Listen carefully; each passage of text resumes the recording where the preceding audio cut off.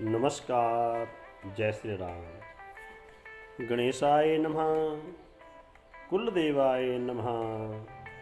गंगा आदि सब तीर्थेभ्यो नमो नमः। मेरे साथियों, प्रभु प्रेमियों, परमपिता परमात्मा की अपार कृपा से हमारे और तुम्हारे पुण्य उदय हुए हैं। जो आज मैं जिस प्रसंग का वर्णन करने जा रहा हूँ, जिस हरि के रहस्य का वर्णन करने जा रहा हूँ, ये रहस्य परम पुण्य को देने वाला, परम सिद्धियों को देने वाला, प्राणी मात्र का कल्याण करने वाला ये महात्म्य का नाम से जानते हैं, माघ महात्म्य। हमारे सनातन धर्म के अनुसार, हमारे सनातन पद्धति के अनुसार हमारे 18 पुराणों का वर्णन हमारे शास्त्रों में मिलता है। उनमें सर्वश्रेष्ठ पुराण श्री पद्म पुराण के अंतर्गत जो हमारे 12 महीने हैं, उन 12 महीनों का अलग अलग महात्म्य बताया गया है। लेकिन पद्म पुराण के अंतर्गत जो सन ईस्वी का पहला महीना, मकर संक्रांति का परम पावन महीना, परम पुण्य को देने वाला जो माघ महीना है, इसका महात्म्य शास्त्रों में अग्रसर वर्णित है। और इस महात्म्य में स्नान का महात्म्य, तीर्थों में स्नान का महात्म्य, पुण्यदायिनी तीर्थों में स्नान का महात्म्य एवं एक रहस्य, एक कथा का महात्म्य शीर्षोपरि है। अर्थात स्नान करके कथा को श्रवण करना किन पुण्यों को देने वाला, कैसे बड़े से बड़े पापों को हरने वाला यह महात्म्य है। आइए साथियों, इसे शुरू करते हैं। तो माघ महीने का महात्म्य की शुरुआत होती है पौष मास के शुक्ल पक्ष की पूर्णिमा से। अर्थात 30 महीने का 30 दिनों का यह महात्म्य स्नान के लिए, तीर्थों के यात्रा के लिए एवं तीर्थों में स्नान के लिए परम पवित्र, परम पावन, परम पुण्य को देने वाला, परम सिद्धि को देने वाला एवं बड़े से बड़े पापों को हरने वाला। आइए श्रवण करते हैं माघ महात्म्य। नारायणं नमस्कृत्यं नरं चैव नरोत्तमं देवीं सरस्वतीं व्यासो ततो जय मुदीरयेत्। सर्वप्रथम हम भगवान नारायण और नरोत्तम माँ सरस्वती देवी और वेद व्यास जी को नमस्कार करते हैं, जो परम सिद्धियों को देने वाला हमारा रहस्य शास्त्रों में वर्णित है। बोलिए गणपति भगवान की जय हो, माघ महात्म्य की जय हो। तो साथियों, आदरणीय श्रोताओं, पद्म पुराण के अंतर्गत महर्षि वेदव्यास जी बोले, हे सूत जी, प्राचीन काल में श्री वशिष्ठ मुनि ने असीमित फल को देने वाला माघ स्नान का फल एवं महात्म्य राजा दिलीप से कहा था। राजा दिलीप भगवान राम के वंशज, भगवान श्री राम जी के पूर्वज हुए हैं। तो इस महात्म्य को राजा दिलीप को वशिष्ठ मुनि ने, उनके कुल गुरु ने, कुल पुरोहित ने कहा था। तो गुरुवर कहते हैं कि मैं उसे तुमसे कहता हूँ, आप श्रवण कीजिए। गुरुवर सूत स्वामी जी बोले, हे भगवान, मैं आपका परम शिष्य हूँ, कृपा करके मुझसे परम पद्म पुराण में कहे गए माघ के शुभ महात्म्य को कहिए। तो व्यास जी बोले, हे सूत जी, एक समय राजा दिलीप यज्ञ के पश्चात अश्ववृत स्नान करके ऋषियों के द्वारा मंगलाचार करने तथा सब नगरवासियों से पूजित होने पर अपने नगर से बाहर निकले।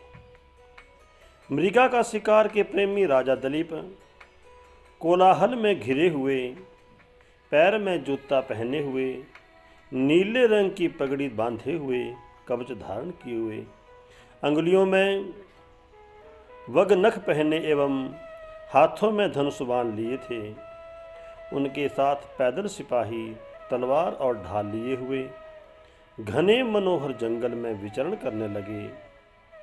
बड़े बड़े स्रोतों को लांघने वाले तथा झाड़ियों में मृगों को ढूंढने वाले युवा पुरुष उनके साथ सा आनंद पूर्वक क्रीड़ा करके आगे बढ़े। सेवकों ने ऐसा आवाज देने पर, देखो यह मृग कहाँ भागा जा रहा है, मारो मारो। राजा स्वयं झपट करके उसे मारता, फिर इधर उधर वन स्थल में उड़ते भंवरों के झुंड को देखता, कहीं पर घबराए हुए हिरण्यों के झुंड को देखता। उनके साथ बच्चे सब दिशाओं में इधर उधर भाग रहे थे। कहीं सियार भयंकर बोली बोल रहे थे, कहीं गैंडों के झुंड हथनियों की तरह शोभा पा रहे थे, कहीं खोखलों में उल्लू बोल रहे थे और कहीं कहीं सिंहों के पद चिन्ह दिखते थे। कहीं कहीं शार्दुल के नखों से विदीर्ण मृगों के रक्त की भूमि रक्तमय हो रही थी और कहीं दुग्ध से भरे हुए थनों वाली भैंसें इधर उधर घूमती दिखी, जो मानो रनिवास की भूमि प्रतीत होती थी।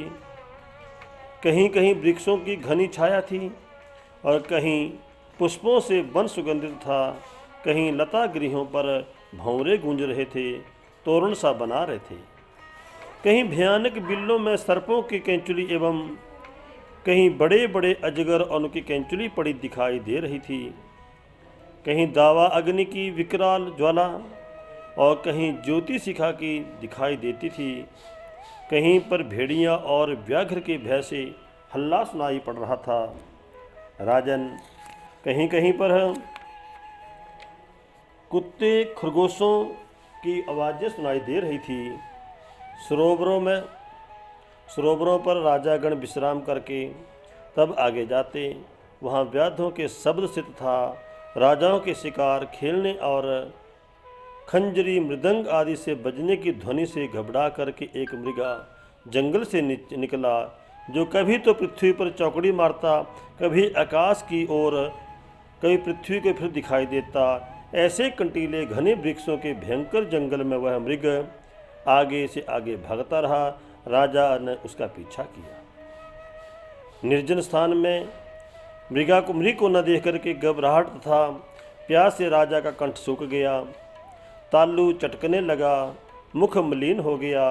सैनिक थक गए, घोड़े रुक गए। दोपहर के समय राजा प्यास के मारे व्याकुल हो गया। जल को खोजते खोजते उसने आगे समुद्र के बराबर में एक बहुत बड़ा सरोवर देखा, जिसके किनारों पर घने वृक्ष लगे थे। जल स्वच्छंद था, सुंदर घाट बने थे।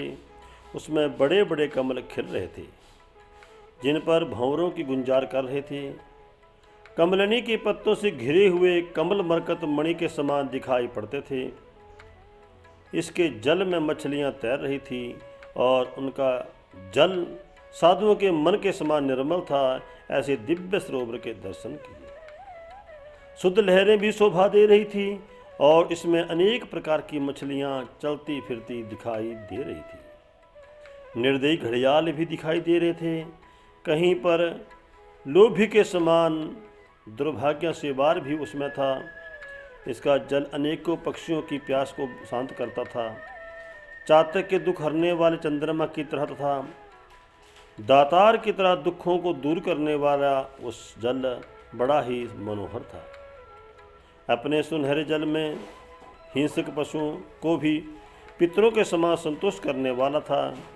ऐसे सरोवर को देख करके राजा की थकावट उसी तरह दूर हो गई, जिस प्रकार बादलों को देख करके, बादलों की छाया घटा को देख करके पपीहे की प्यास दूर हो जाती है। वहाँ पर राजा ने जलपान किया, मध्याह्न काल की संध्या क्रियाओं को किया और अपने सहायकों सहित भोजन करके उस सरोवर के किनारे विचित्र कथाओं को कहता हुआ राजा ठहर गया और रात को धनुष बाण सहित वृक्ष के नीचे आसन लगा करके शिकार के ध्यान में बैठा रहा। व्याध लोग सब दिशाओं में स्थित हो गए। वन में जाल फैला दिया। रात्रि के अंत में एक किनारे शुक्रों का झुंड निकला और कमलकंद खा करके व्याधों के झुंड के पास आया और अनेक शुक्र राजा के द्वारा व्याधों के द्वारा मारे गए। पृथ्वी तल पर गिरे पड़े उनका देह व्याधगण कोलाहल से प्रसन्नचित्त को राजा के पास आए। राजा ने इन योद्धाओं को लेकर के सरोवर के किनारे अपने नगर की तरफ चला। मार्ग में जब चले राजा ने शिकार किया, रात्रि भर सरोवर में स्नान किया, जलपान किया, रात्रि भर शिकार के ताक में ही तपस्या हो गई और इस प्रकार सुबह होते करके ही अपने नगर की तरफ प्रस्थान किया। लेकिन जैसे नगर की तरफ पड़े एक बूढ़ा नाम हरित नामक बेशाक नस्त के ब्राह्मण एक संत के दर्शन हुए, जो ब्राह्मण थे हरित बेखाना समत के। कठिन नियमों से उनका शरीर अतिकृष्ट हो गया था, केवल उस महात्मा की सिर्फ हड्डियां ही दिखाई दे रही थी। एक मृग चरम कोमल वत्कल पहने हुए, नखरोम तथा जटा धारण कर यह नीम पाल कर राजा संत ब्राह्मण तप करते थे। उस वनवासी को देख करके राजा ने उसे प्रणाम किया। हाथ जोड़ करके सामने प्रणाम करके प्रार्थना करते हैं। तब उस तपस्वी ब्राह्मण ने अलंकारों से सुसज्जित राजा को पहचान लिया। परोपकार की इच्छा से उसका कल्याण के वचन कहे। संत ब्राह्मण बोलते हैं, ऋषि बोलते हैं कि हे राजन, इस माघ मास के पुण्य काल में प्रातःकाल इस सरोवर में स्नान छोड़ करके क्यों जाते हो। साथियों, सोचने की बात यह है कि राजा दिलीप अपने साथियों के साथ रात भर सरोवर में बैठा रहा, लेकिन वो शिकार करने के लिए। लेकिन संत महात्मा ब्रह्म मुहूर्त में सरोवर पर आए स्नान करने के लिए। तो इस रहस्य को ब्रह्म मुहूर्त में राजा के दर्शन, ब्राह्मण से वार्तालाप होता है। राजा का उपदेश देते हुए, राजा कल्याण करते हुए कहा, राजन, ये माँ का महीना है और ब्रह्म मुहूर्त में जो तीर्थों पर स्नान करता है उसे परम पुण्य की प्राप्ति होती है। उसके जाने और अनजाने में किए हुए तन और मन के किए हुए संपूर्ण पाप नष्ट हो जाते हैं। ऐसे वचन सुनकर के राजा कहते हैं कि हे ब्राह्मण देवता, हे संत शिरोमणि, हे गुरुवर, मैं माघ महीने के बारे में नहीं जानता और ना ही इसके रहस्य को जानता हूँ और ना ही मुझे इस स्नान करने का महात्म्य पता है और ना स्नान करने के विधि जानता हूँ। तो गुरुवर राजा का कल्याण करने के लिए माघ महीने के परम महात्म्य को, सिद्ध महात्म्य को कहने लगे कि राजन, बस माघ महीने के ब्रह्म मुहूर्त में तीर्थ पर स्नान करने का क्या महात्म्य, क्या पुण्य होता है, और उसके बाद तदुपरांत इस महात्म्य कथा सुनने का, जो मैंने रहस्य तुम्हें सुनाया, बैसाख महीने का महात्म्य के रूप में सर्वपुण्य को देने वाला प्रथम अध्याय का महात्म्य है। अर्थात पौष मास के शुक्ल पक्ष की पूर्णिमा का से ये महात्म्य शुरू होता है और माघ का स्नान शुरू होता है और माघ महीने की पूर्णिमा को स्नान समाप्त होता है। तो साथियों, ये माघ महीने का महात्म्य का पहला अध्याय संपूर्ण हुआ। इसे पूर्णिमा के दिन श्रवण करना, स्नान करने के बाद कथा को श्रवण करने से परम पुण्य की, परम सिद्धि की प्राप्ति होती है और संपूर्ण पापों का विनाश होता है। कहा गया है, माघी मासी विहायश्च है प्रातः स्नानम सरोवरे प्रत्युवाच ततो राजा न हम जाने द्विजोत्तमः। इस प्रकार पद्म पुराण के अंतर्गत राजा दिलीप और गुरुवर वशिष्ठ के द्वारा कहा हुआ पहले अध्याय का महात्म्य संपन्न हुआ।